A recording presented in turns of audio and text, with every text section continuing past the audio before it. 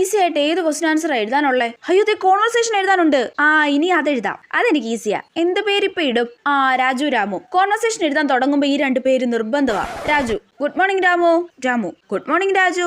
Raju Ramu how are you? Ramu I am fine Raju. And how are you Raju? Raju I am also fine Ramu. Ramu Raju where are you going? Raju I am going to market. Ramu okay okay. Raju Ramu where are you going? Ramu I am going to home. Raju okay okay.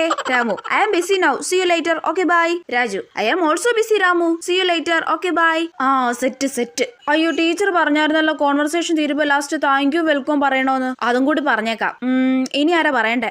രാമുവാ. Ramu hey Raju thank you. Raju welcome Ramu welcome. ഇപ്പൊ set. അങ്ങനെ എനിക്ക് 5 mark കിട്ടിയല്ലോ. ഞാൻ Christmas പരീക്ഷയ്ക്ക് ജയിച്ചേ. ഡിങ്ക dingo. Letter എഴുതാനുണ്ടോ? അയ്യോ ഇത് ഞാൻ തകർക്കും. രാജു രാമു തന്നെ ആയിക്കോട്ടെ. Dear Raju how are you? Are you happy? I am also happy.